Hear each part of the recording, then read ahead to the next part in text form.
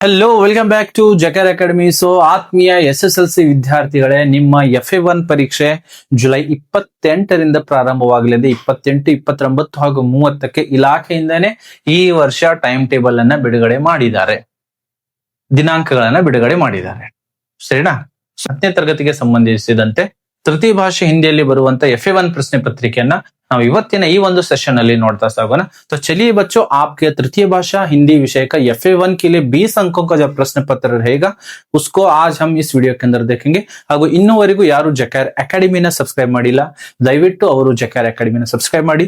Syllabus ಏನಿರಲಿದೆ, blue print ಯಾವ ತರ ಇರ್ತದೆ, ಕ್ವಶನ್ಸ್ ಗಳನ್ನ ಸಹಿತ ನಾವು ಈ ಒಂದು ವಿಡಿಯೋದಲ್ಲಿ ನೋಡ್ತಾ ಸಾಗೋಣ. ಸೊ सबसे पहले हम देखेंगे सिलेबस ಅನ್ನ ನಾವು ನೋಡ್ತಾ ಸಾಗೋಣ. भाग से हमने लिखा पद्य भाग को अगर हम देखेंगे, मातृभूमि और अभिनव मनुष्य, ठीक है, दो पद्यों को हमने लिया है. गद्य से देखेंगे कश्मीरी सेब और गिल्लू और व्याकरण, ठीक है. यहां से क्योंकि जुलाई 15 तक हमारा सेतु बंद था, उसके बाद में हमने शुरू किया था, तो इस हिसाब से जितना परसेंटेज होना तो उतना परसेंटेज का सिलेबस इसके अंदर कवर हो चुका है. अब हम देखेंगे ब्लूप्रिंट के बारे में. ब्लूप्रिंट ಅನ್ನ ನಾವು ನೋಡ್ತಾ ಸಾಗೋಣ. ಆಧಾರ ಪತ್ರಕ ಅಂತ ಕರೀತೀವಿ. ಬ್ಲೂಪ್ರಿಂಟ್ ಇದೆ.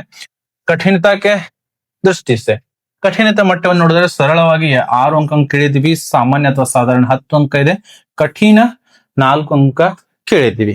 ಸರಿನಾ? प्रश्न प्रकार के दृष्टि से अंक बराबर देखेंगे. बहुविकल्पीय प्रश्न है, अनुरूप प्रश्न है, अति लघु उत्तर है, लघु उत्तर 2 अंकों के लिए, 3 अंकों के लिए और दीर्घ उत्तर 2. ಮುಂದೆ ನಾವು ನೋಡ್ತಾ ಸಾಗುವುದಾದ್ರೆ ಉದ್ದೇಶ ದೃಷ್ಟಿಯಿಂದ ನೋಡೋದಾದ್ರೆ ಸ್ಮರಣ, ಸಮಜನ, ಅಭಿವ್ಯಕ್ತಿ ಹಾಗೂ ರಸಗ್ರಹಣದಿಂದ ಇಷ್ಟೆಲ್ಲ ಅಂಕಗಳನ್ನ ಕೇಳಿದ್ದೀವಿ. वस्तु का अगर हम देखेंगे, विषय वस्तु गद्य से हमने पूछे हैं 10 अंक, पद्य से हमने पूछे हैं 8 अंक और व्याकरण से हमने पूछे हैं 2 अंक. बच्चों कुल मिलाकर आप पाएंगे 20 अंक इस प्रकार से गद्य, पद्य, व्याकरण से आने वाले हैं प्रश्नों के प्रश्न पत्रिका के अंदर, ठीक है. तो यह मुख्य रूप से सम्मिलित एक ब्लूप्रिंट है. विषय वस्तु के आधार पर स्मरण, समझना, अभिव्यक्ति, रसग्रहण के आधार पर 10वीं कक्षा से संबंधित है. कश्मीरी सेब से हमने कुल मिलाकर 5 अंक पूछे हैं और इसी तरह गिल्लू से हमने पूछे हैं 5 अंक. मातृभूमि और अभिनव मनुष्य, मातृभूमि से हमने पूछा है 3 अंक हैं और अभिनव मनुष्य से 5 अंक हमने पूछा है. व्याकरण से आएंगे 2 अंक.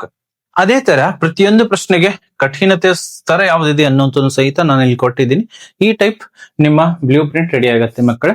ಇದು ನಿಮ್ಮ ಶಿಕ್ಷಕರಿಗೆ ಅರ್ಥ ಆಗುತ್ತೆ, ನಿಮ್ಗೆ ಅರ್ಥ ಆಗೋದಿಲ್ಲ. तो चलिए बिना देर की हम प्रश्न पत्रिका की ओर आगे बढ़ते हैं. LB आधारितವಾಗಿರುವಂತ ಪ್ರಶ್ನೆ ಪತ್ರಿಕೆ ಇದೆ.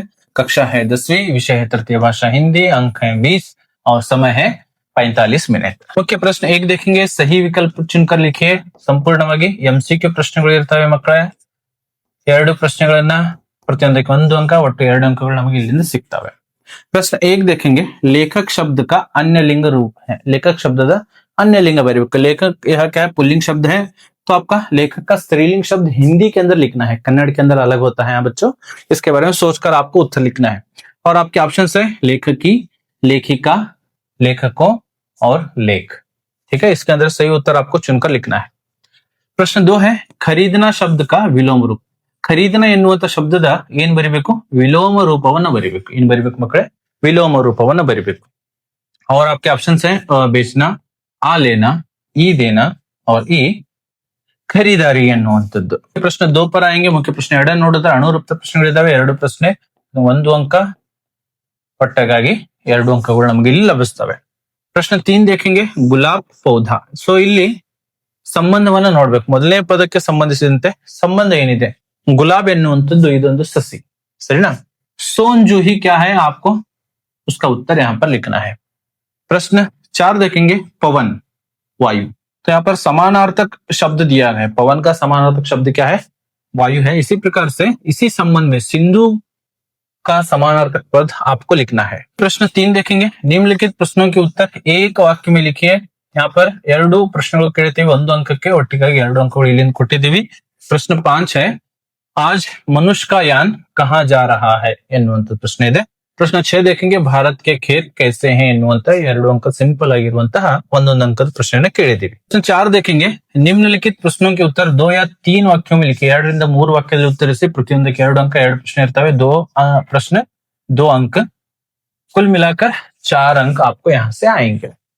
प्रश्न 7 देखेंगे. कवि ಮಾತೃಭೂಮಿ को अमरों की जननी क्यों कहते हैं अमर जननी ಅಂತ ಏಕೆ ಕರೀತಾರೆ प्रश्न 8 है कश्मीरी से पाठ से क्या संदेश मिलता है कश्मीरी से पाठ से क्या संदेश मिलता है तो प्रश्न 5 देखेंगे निम्नलिखित प्रश्नों के उत्तर 3-4 वाक्यों में उत्तर लिखिए 3-4 वाक्यों में लिखिए 2 प्रश्न है प्रत्येक के लिए 3 अंक कुल मिलाकर आपको आएंगे 6 अंक कितने अंक आएंगे 6 अंक आएंगे प्रश्न 9 है दिनकर जी के अनुसार मानव का सही परिचय क्या है यस अगला प्रश्न देखेंगे दुकानदार ने लेखक से क्या कहा ಎನ್ನುವಂಥದ್ದು ಪ್ರಶ್ನ 6 देखेंगे निम्नलिखित प्रश्नों के 5-6 वाक्य में उत्तर लिखिए ಒಂದು ಪ್ರಶ್ನೆ ಇದೆ 4 अंकಕ್ಕೆ ಒಟ್ಟಿಗಾಗಿ 4 अंक ಸಿಗ್ತವೆ ठीक है बच्चों प्रश्न क्या है प्रश्न 11 है गिल्लू के प्रति महादेव वर्मा जी के ममता का वर्णन कीजिए ಇಷ್ಟು ಎಲ್ಲ ಪ್ರಶ್ನೆ ಉತ್ತರವನ್ನು ಬರೆದ್ರಿ ಅಂದ್ರೆ ನಿಮಗೆ ಮಕ್ಕಳೇ 20ಕ್ಕೆ 20 ಅಂಕಗಳನ್ನ